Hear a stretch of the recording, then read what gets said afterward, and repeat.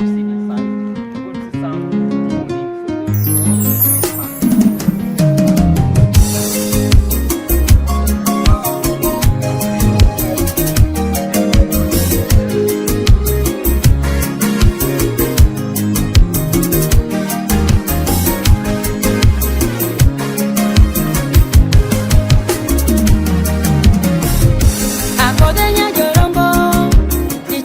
and on the walls we can see some of the moldings of the totems, the kingdom of Uganda. The kingdom has plant symbols. Some are plants, some are animals, insects, birds, and so forth. Our ancestors chose these plant symbols due to the specific attachment they had with them. Yes, we have, sometimes they can be myths because we cannot tell whether they were true or false. The stories or attachments they had with these particular totems.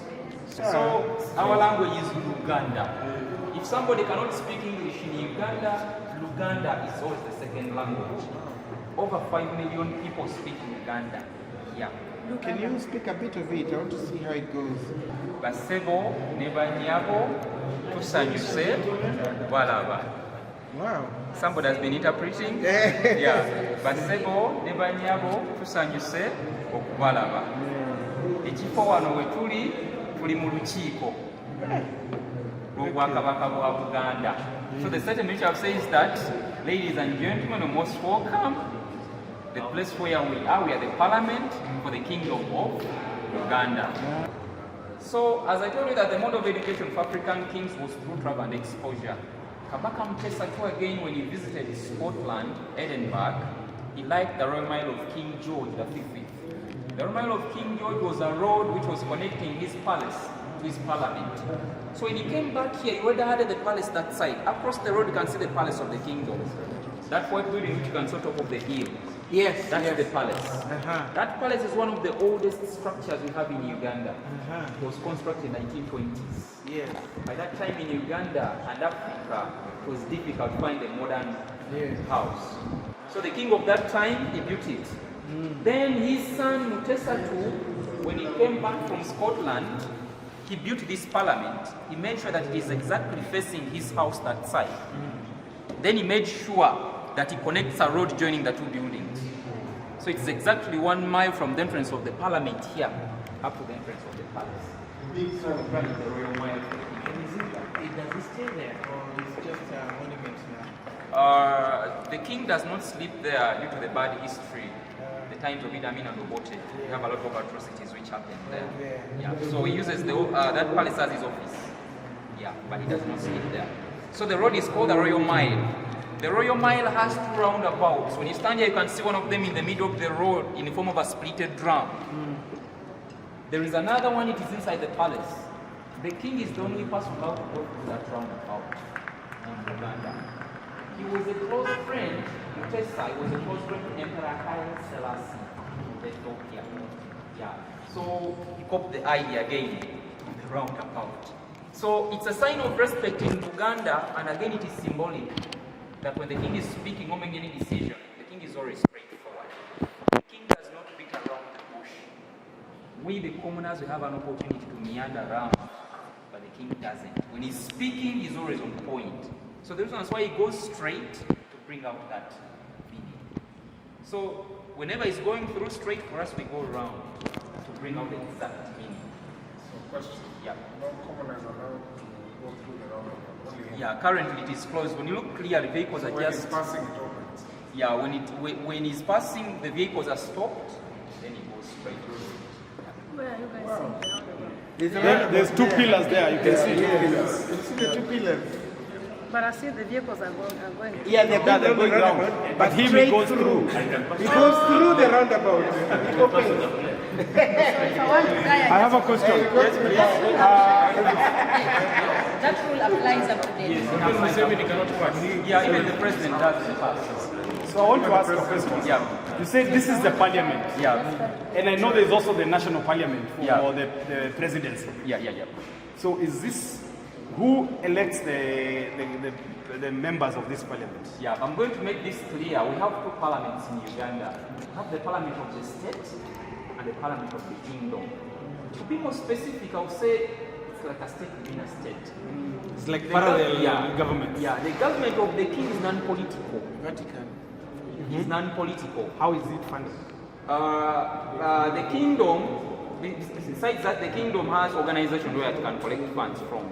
The kingdom owns a TV, owns the land, it has a radio, it has different ministries, like the Ministry of Tourism, where I work from. So all these collect money back to the kingdom. Tourism Of theirs. Of the kingdom, not of the government. So it's like a business. Does the kingdom pay taxes to the national government? But the kingdom can also raise its revenue from its people. Yeah.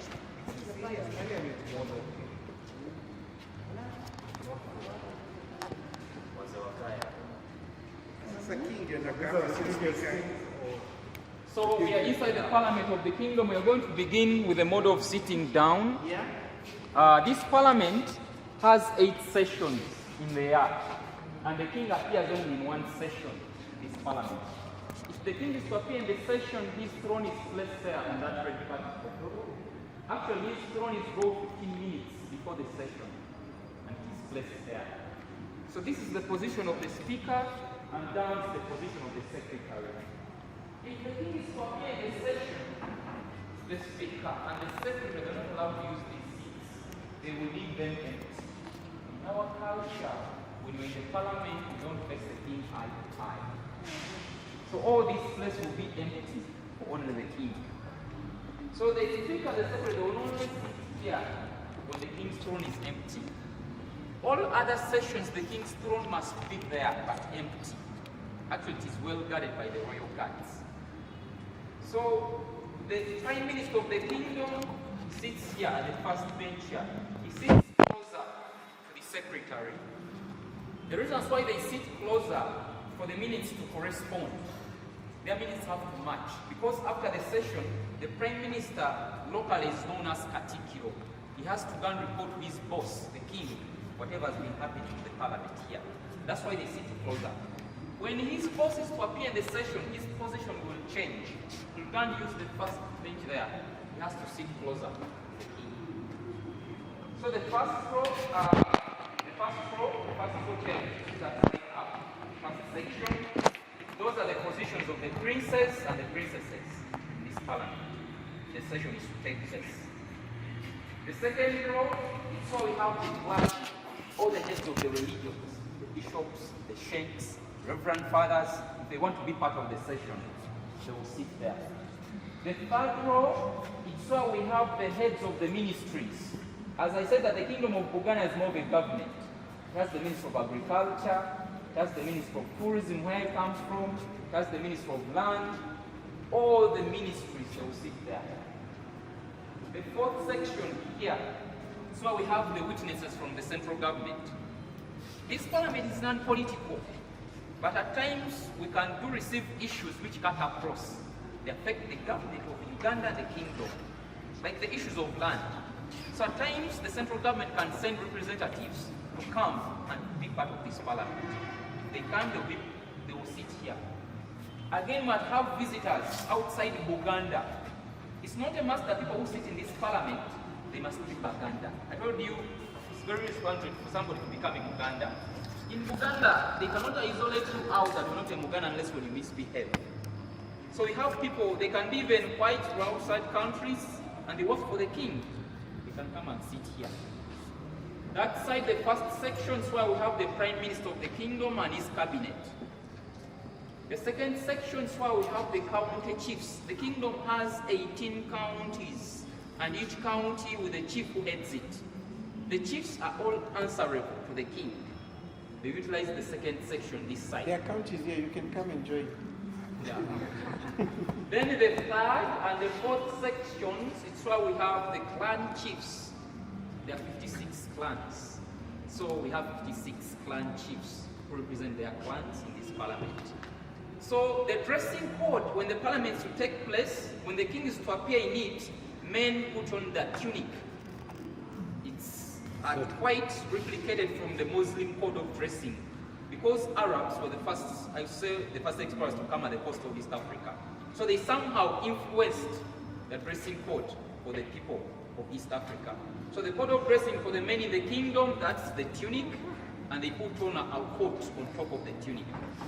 For the ladies, they put on what we call the gomesi. Gomesi was derived from the gentleman who was known as Gomez. He manufactured it, so it's the code of dressing for the ladies. They secure it with a sash in the middle in their waist. If the king is not going to appear in the session, then the dressing code can change, but they have to remain decent. They don't allow t-shirts or sandals here. You have to be decent. Some of the successful resolutions which have been passed by this parliament is on the language.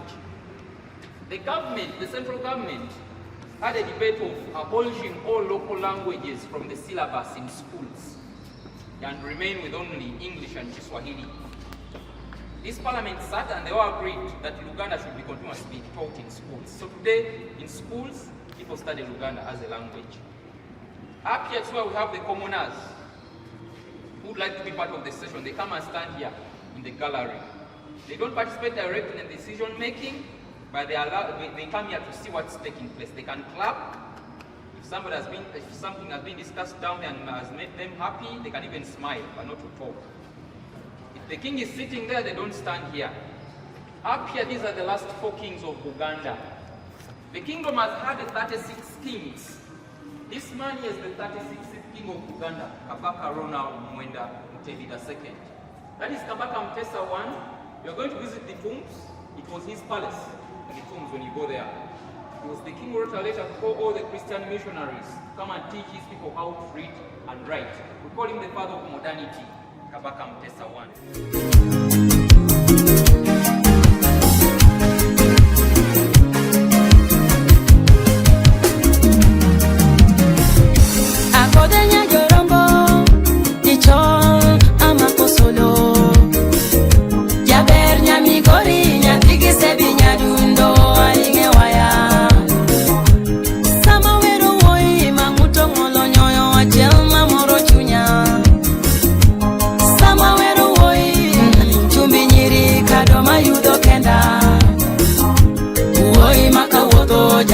Chalo nyako mondu togombo Munge yo mula Gende yo mosepa Osepani Aero gichiane Boy mami amo Gende yo mosepa Ageno sana Aero gichiane Boy mami aino Gende yo mosepa Ajadi anani Aero gichiane Boy mabonjo mos Gende yo mosepa Aero sana Aero gichiane